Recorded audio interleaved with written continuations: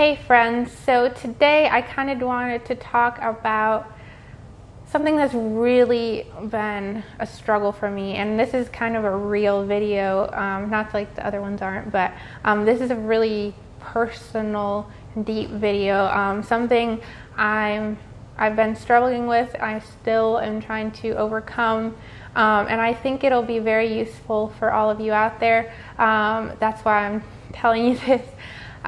So just bear in mind that this is very fresh and a lot going on for me right now, but I wanted to share this. I thought that a lot of us can deal with the same problems, the same struggles, and maybe you're in the same stage as I am / was coming out of. So like, I think I've told you guys this before, but not even a year ago, I just really had this deep desire to be married and to be settled down, to have that person I'm with, and just be able to have that security and that knowledge that someone loves me and wants to spend the rest of their lives with me. And that's something I think as girls a lot of us have, because God put that desire in us. He wants us to want to be married and have a family and all that, but it really was something I struggled with and was almost becoming an idol with me, just really, really wanting to be married and to have a husband, have a new home, have somewhere I belong. So for a long time I struggled with that all the way up to when Keith proposed and we got engaged and got married. It was like just 4 months of just pure craziness, but it was literally, I think it was the best time, like best stage of my life. I loved being engaged. I loved planning the wedding and just being excited, planning our lives together, figuring things out. And I actually knew that I was going to be with him, so it was like this invigorating thing, like, okay, it's the two of us against the world. Like, it was just a really exciting time, and throughout that whole time I was just really excited, really wanted to get married and just start our lives together, settle down. And as good as all the crazy busyness is, it's nice to settle down and kind of get into a routine where you're not just exhausted running on sweet tea and pizza all the time. So it just all went really fast though, and I still can't believe that we are married already, and just everything just went down so fast, and it was beautiful. And let me just share a few stories about our wedding, just as a side note. Our wedding was lovely. I had so much fun. And I think it went pretty smoothly, but there were a few things that were unplanned and kind of awkward. But I think I already laugh about it, but I know in a few years it'll be even funnier. But so we had a first look planned because we were not all about that life where you get married and then have 2 hours of taking photos and your poor guests have to sit around waiting for you. So we did it before, got all the pictures, and were able to enjoy the wedding and the reception. But we had this first look planned. My photographer took us to this nice little location behind our venue. I guess it was like this little clinic, but it had a cute little exterior. So they had Keith standing there and I was hiding, and when they called me out, I was walking down. It was about to be this big romantic moment. My heart was beating like crazy. I don't know why. I guess it was just that whole like wedding mentality kicked in. But as soon as Keith turned around and we looked at each other, this nurse walks out of the building and starts yelling at us like, "This is for patient privacy. You can't be here. You can't take pictures. I'm going to have to get you to leave." So we had about like a 2-second first look, and we just had to walk off. It was kind of this funny thing, but yeah, that was how our first look went. And then one of my bridesmaids I love them all, but she, I guess, misunderstood what dress to buy, and I never saw the dress she bought. But it turns out, like, right as we were getting ready, the day of the wedding, she realized that she bought the wrong color dress. And she was freaking out. Everyone else was freaking out. But thank the Lord, it was like a nice color to wear. She just switched dresses with my maid of honor. And so my maid of honor wore this peach dress and everyone else wore the coral. And it worked out, but it was like this little bit of a, oh my gosh, what is happening? And then I think the most embarrassing part was when we were gonna, we didn't have a getaway car. We were just going to call an Uber and have our Uber driver take us to the to the hotel where we're going to the airport in the morning. So neither of us have used Uber before. We just downloaded the app. I figured it would be nice to schedule ahead of time so I'm not like scrambling in the middle of the reception. So as the reception's dying down, I like call for the, like, set an appointment, whatever you call it, I don't even know, for the Uber driver, and he was like, okay, I'll be there in 12 minutes. So we were like scrambling around, saying goodbye to everyone, changing, all this crazy stuff. And in the whole craziness, I didn't see my phone. When next time I looked at my phone, it said he was here, but like 4 minutes ago he said he was here. So we all rush out. Everyone's like rushing out behind us and get out there, and there's no Uber driver, which I guess if you're not there when he shows up, he leaves.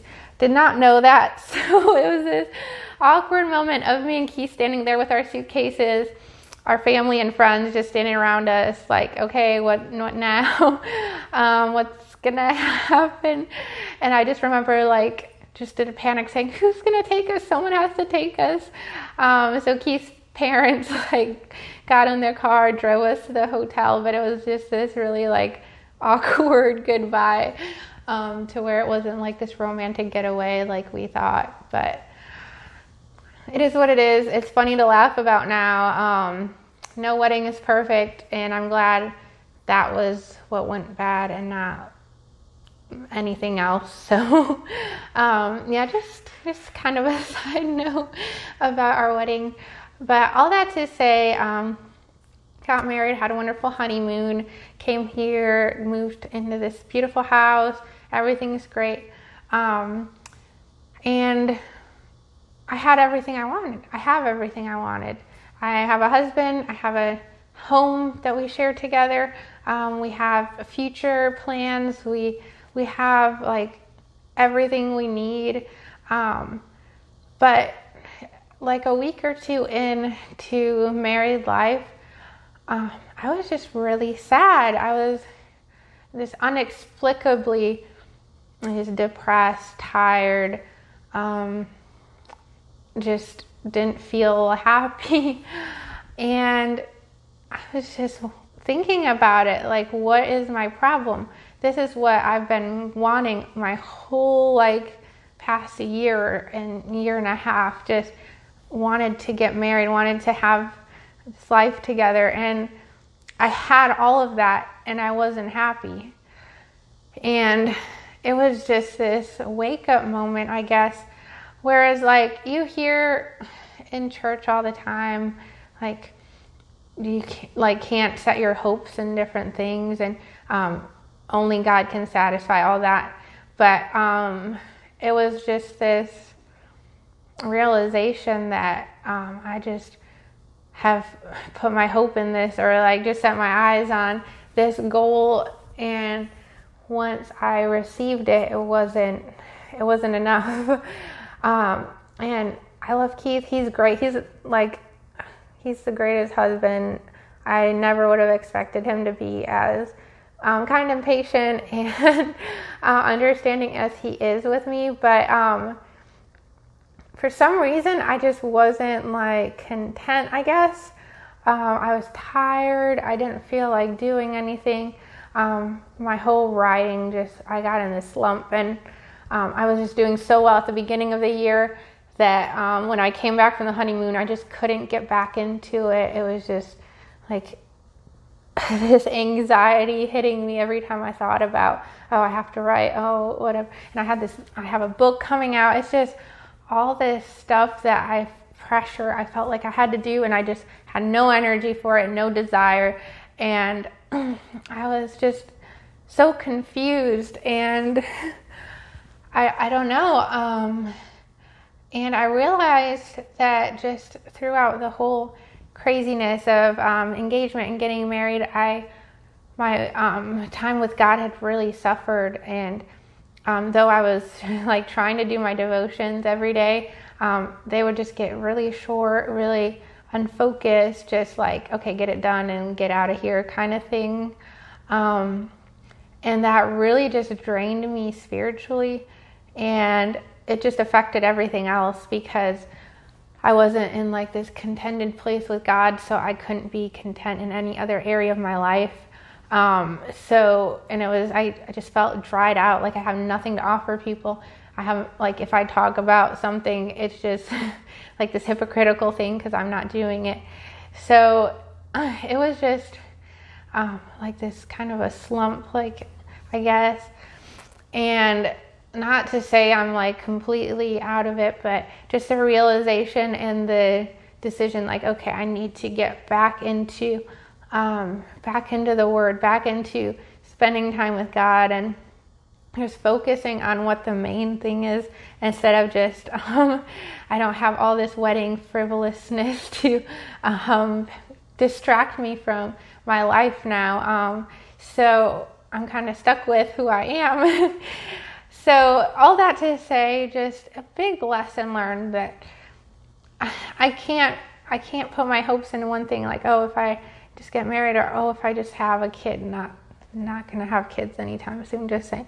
But if I just have this or just that, and it's just not something to be so focused on, because in the long run, that's not gonna make you happy.